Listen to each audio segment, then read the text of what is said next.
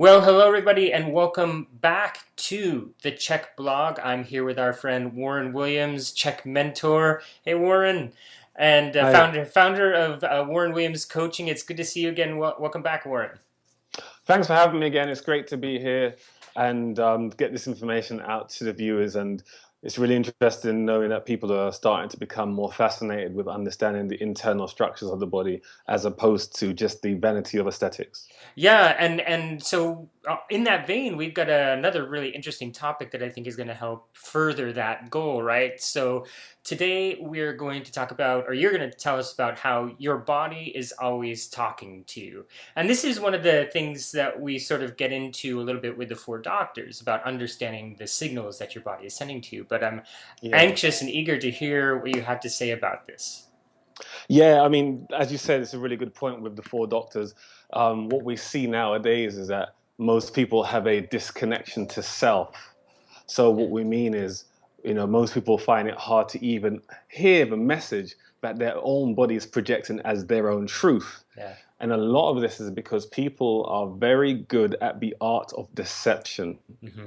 So much so that they lie to others, but they get so involved with the lie that they're actually lying to themselves to the point they don't know their own truth. Yeah. So your body's always talking in that all the time our bodies are projecting information. We've been told so many times by so many experts that we're made up of 100 trillion cells. Yeah. Yeah. And that is so much information and a vast network of information happening every second. And we're processing multiples of thoughts every second. They actually say that in terms of our lack of awareness, that it takes us about 7 attempts to actually look at a poster. Like we drive past something and we only Mm-hmm. notice that same thing on the seventh time. So Yeah. we don't pick up anything. We're so tunnel vision with everything that we do that we don't actually hear anything. So our body is saying, look, there's a poster and it's talking about such and such, but we don't notice it until the seventh attempt because our body's talking, but we can't hear that. So, today's talk, we're talking a lot about how our body tries to project truth to us in the way how it teaches us about don't eat till you're full. Now, that's one perfect example straight away. You get a lot of people that overeat. Mm-hmm. Now, you're eating food, the food's going in your stomach, but most people can't even tell that they're full until the last mouthful.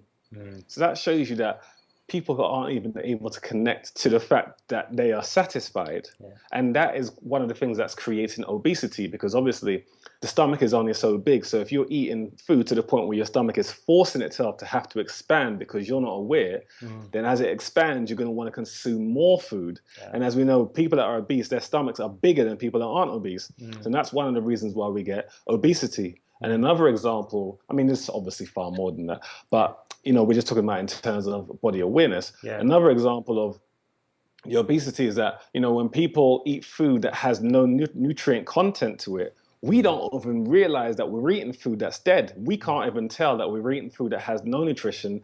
We can't tell the difference between microwave food, Mm-hmm. organic food, Yeah. or just commercially farmed food. Yeah. We can't tell the difference between synthetic chemicals sprayed on an apple versus fresh apples. So Yeah. we're not listening to the information that's apparent and obvious to us. Yeah. Um, And I you know know, Paul also talks about sometimes that we get confused between hunger and thirst, right? That often yes, that's yes. another example.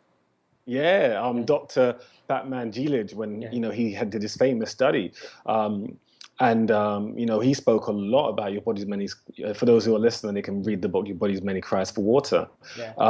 and in that he talks about how some people think they are hungry when actually they're really thirsty. So Yeah. a good tip for your listeners to kind of correct that is if you feel you are hungry before you eat something, drink a glass of water and wait 15 minutes and Mm. see if you're still hungry. And a lot of the time, people realize, oh, I was just thirsty. Yeah. So there's that disconnect again. Yeah. What is your body conveying as information to you? Yeah. So we have also got this thing called the second brain. Mm-hmm. And the second brain in the medical term is known as the enteric nervous system. And it's called the second brain because there's more nerve endings in the abdominal, or sorry, in the gut wall than there are in the brain, Mm-hmm. in the brain that people understand as the brain. Yeah. So there's so much information being communicated to us via that second brain, but yet we can overeat, we can have dysbiosis, we can have leaky gut syndrome, we can have colon issues. We have a society where 90% of the world is constipated and they don't often realize they're constipated. When we speak about Paul C.H.E.K, I remember he gave us an example of a client that he had who had a second, a stool movement, a bowel movement once a month. And he, How and is he that thought that was possible? normal.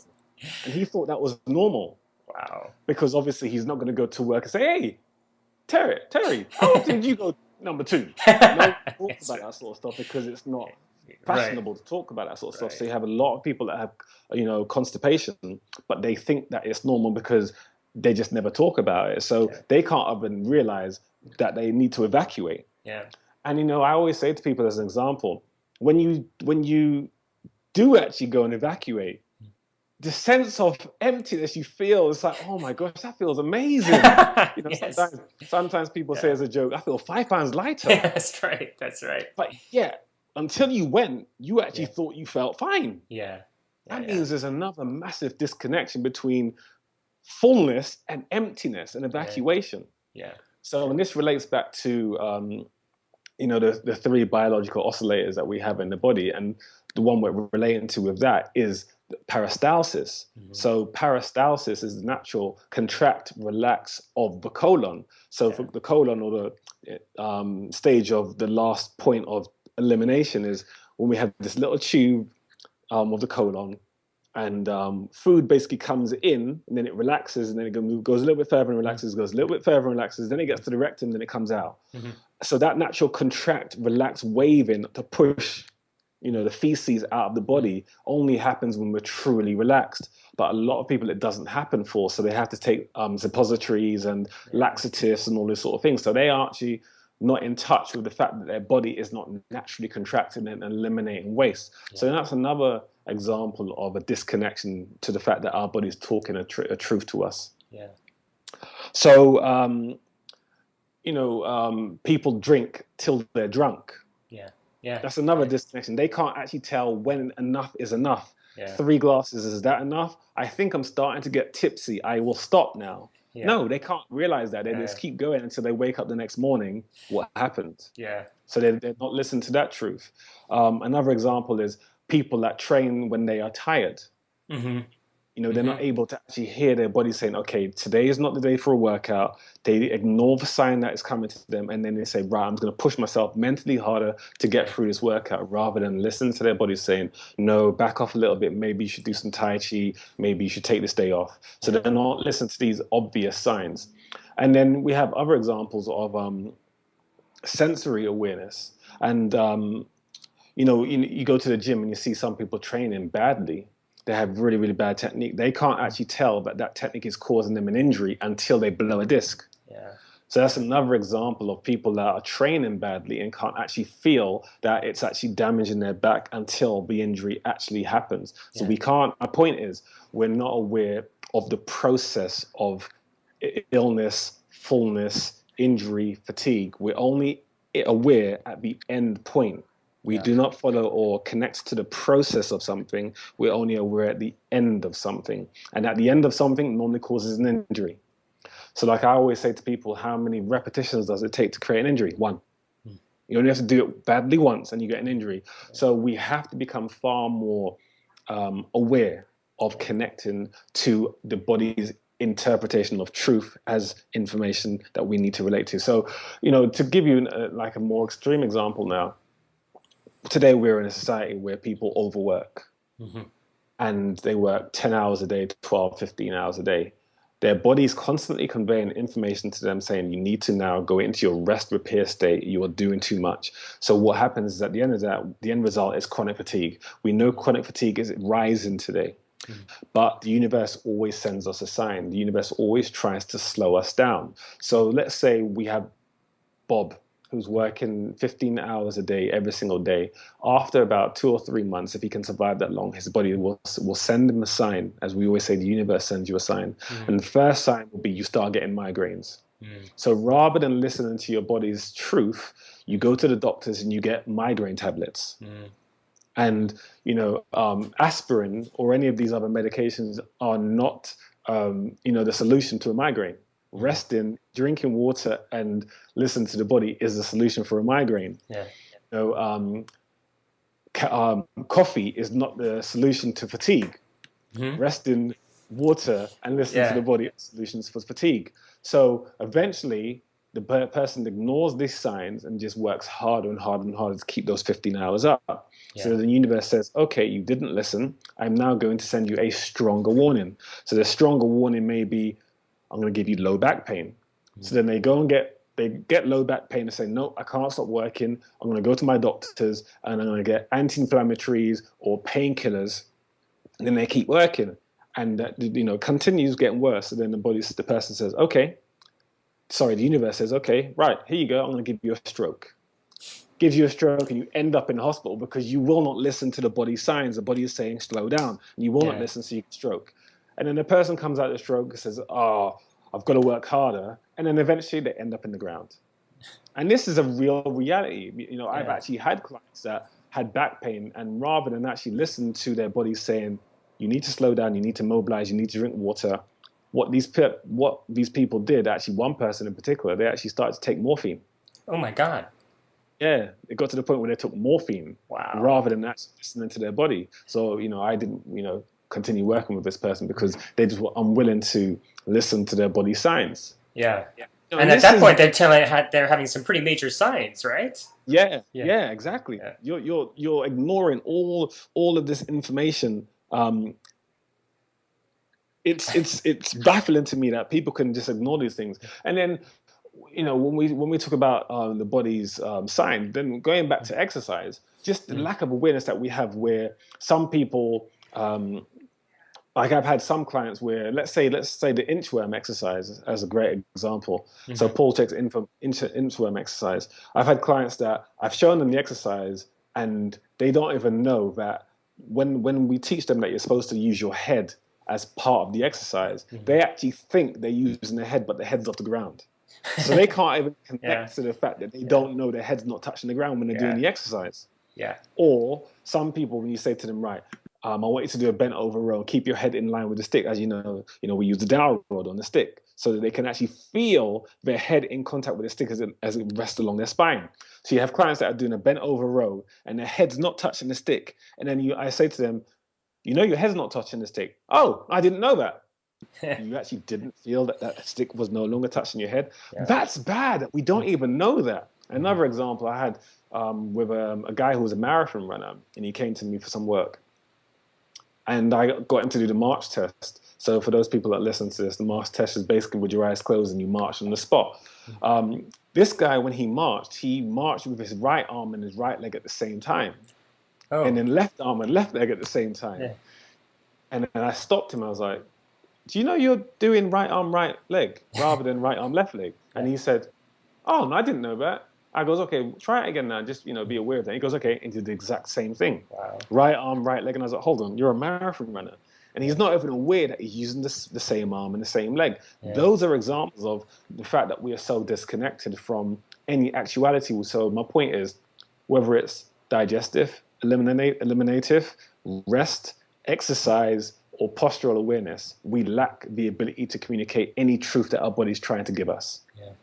What's the solution? So we kind of highlighted a few examples of the body's always talking. The solutions. The first solution is first of all, it seems quite obvious, but the problem nowadays is we're too intellectual. I know that sounds weird, but how can that be a bad thing? Because we think too much. And there's a saying: the more you think, the less you perceive.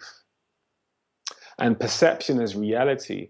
So let's say you saw a flower, a rose. Everybody uses a rose as a great example. If you were just to sit there with the rose and just be in its presence, you would start to feel an energy that emanates from that rose. You would be able to relax yourself, and the rose, the frequency of that rose would just make you feel good. It would allow you to just envelop yourself in the presence of this rose, because you were just totally letting go and letting your body's information relate to your mind. The intellectual person would come along and look at the rose and say, right, okay, that rose, I like the color, I like the shape of it, the petals are really good. I understand where it's bending to the left, and it's approximately 3 centimeters wide, and I can see this little bud coming out at the end, and I like the stalk, and they'd start to quantify it. So they're thinking more and more and more and more about how beautiful it is, how well they can describe it, rather than actually thinking less and just feeling. So we as a society nowadays, because we are so driven by technology, we are no longer driven by feel. And like Bruce Lee said, I like using Bruce Lee. As Bruce Lee said, don't think, feel. Beautiful. So first of all, in order for us to listen to our body's signs, the first thing you have to do is let go of our thought and just trust the instinct that our body projects to us. If we move a hand towards a stove and we feel heat, we don't have to say, is that going to hurt me? I'm trying to logically, we can just feel that feels hot. I think I'll move my hand away. The same way as a child puts their hand and says, I will not do it again because that felt like it hurt. So that's the first thing. Just let go and stop trying to quantify and try to logically express something. Just try to step back and feel whatever's happening in our bodies. If you let go and eat something and you just relax, you'll actually start to feel when you're full. Another thing is start practicing unbound play. Why? Because unbound play has no logic, it has no reason, it has no start, it has no end. It teaches you to be able to connect to feel, because you just feel like it's time to play, you feel like it's time to stop. A child doesn't say, okay, I'd like to play for 17 minutes. The child just plays. And then when the child's tired, it goes to sleep. A child is a beautiful example of constantly being totally aware. When they are ready to eat, they will let you know. They will not wait. I think I'll wait 10 more minutes. As soon as they're hungry, they'll start crying, and everyone in the world will know that child's hungry.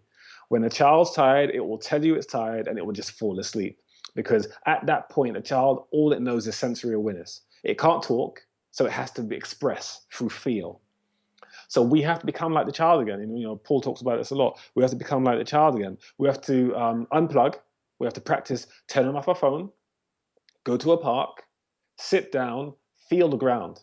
Just sit on the ground and you can feel the impressions of the earth as it expands and contracts, because the earth does expand and contract. Practice going to a park, turning off your mobile phone for an hour. It doesn't have to be every week, but it would be better if it's at least once a week for an hour. But if you can't, do it once a month or once every 2 weeks, and just unplug from the matrix, as they say. Just sit down in the park and just listen to the birds. Listen to the trees. Listen to the trees. You can hear the leaves blowing. Just let go and relax. Another thing that shuts us off from connecting to people as well as ourselves is clothing. We spend a lot of time wearing synthetic clothing. We spend a lot of time around electrical frequencies. So these things are actually kind of blocking our ability to feel. So we can start wearing bamboo clothing, or organic bamboo, or hemp, because these are natural clothing that allows our bodies to be able to feel and to breathe. So if you imagine you were wearing, like sometimes if you wear a suit, a really, really tight fitting suit, and you feel kind of restricted from it, and then you get home and then you put your pajamas on and you feel, oh, I feel so loose now. That's kind of like the example, like a lot of this clothing, it's restricting our energy field. And because our energy field is restricted, we actually can't feel somebody else next to us. They could be sitting right next to us, but we're so blocked in our energy field because we're wearing this clothing, we actually can't feel the person next to us. So we can't feel if they're hurt, if they're crying, if they're tired, if they feel alone, because we are so disconnected, we can't even feel. If we can't even feel our own internal, dialogue, how are we going to feel somebody else's dialogue? And if we let go and we wear bamboo clothing, we can start feeling everybody else around us. And when we feel everyone around us, there's a sense of love. So that's another thing we can do. So we can start wearing organic clothing, bamboo clothing. Trust your instincts. Start to listen to your higher self. Trust. So, an example of that is trust in your instincts. Really, really good test that people can do. Rather than, like, if you're going to drive somewhere, this is like a safe thing to do. If you're going to drive somewhere, you say, right, I'm going to get my sat nav out. It's this left, it's going to be that right, it's this Yeah. left. Like, sometimes to get used to connecting to yourself, just get rid of the sat nav and just drive and just trust your instincts to see if you can actually find your way to a specific destination that, is not 100 miles away, but it may be like 5 miles away, and just see if you can get there. The good thing about that is it teaches you to start trusting your gut. When they say trust your gut, and that gut goes back to that enteric nervous system that communicates to us that you're full. So if you start practicing trusting simple things like, just go to a friend's house. If you drive and you get, lose your direction, you can always get your sat nav back on and go. But it just teaches you to really start connecting to your inner self. So, in summary, basically what I'm saying is, in order for us to listen to our body, we have to let go of what we think. We have to trust what we feel, and whenever we trust what we feel, normally it's the right thing. And we know this because, as an example, let's say a girl may be trying to date some guy, and her girlfriend says to her, "I don't think you should get with that guy." And then she's, ah. But then she thinks, you know what, maybe I shouldn't get with this guy. And then she gets with a guy, and then 3 months later, I knew I shouldn't do that. We all are guilty of that. Oh, we go somewhere, we're driving. I reckon I should go right today, or I should go the other direction, my other shortcut. I don't think this is going to be a good journey today.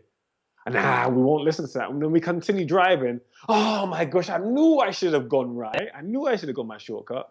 That's our instincts and our inner body telling us Yeah. the truth. Before we trust that, we'll trust every single internal dialogue that our body communicates to us. We'll always make the right decision because our higher selves know better than our logical mind does. Yeah. And that's pretty much it. Simple, but that's pretty much, we're just trying to get people to connect to their inner selves. Yeah, yeah, right. Paul has a saying, right? Your body never lies, and so Yes. I like how you put that. That you're listening to your truth, right?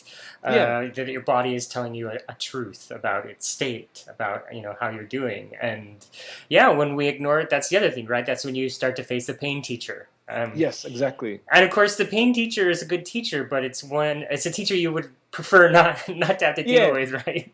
Yeah, as Paul says, the pain teacher is a tough lover. Yes, yes, a But very if tough you one. ignore the pain teacher, pain will arrive. And Yes. one of the things I would say to people, pain is the greatest reprogrammer of the body. Yeah. If you are doing, let's say you do a sport that you love, Hmm. and you keep playing that sport and then you damage your shoulder, and you say, well, I Yeah. don't care, I'm going to keep, let's say, tennis. You keep playing tennis.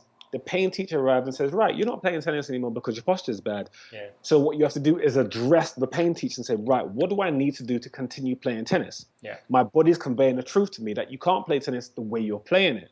Yeah. So the pain teacher arrives and says, right, do it this way. So as you rightly said, if we get our clients to, or even just people in life, to start trusting the pain teacher and let that guide you, that is the body communicating that same information back to you. And once you do that, you'd always be right because you won't overtrain.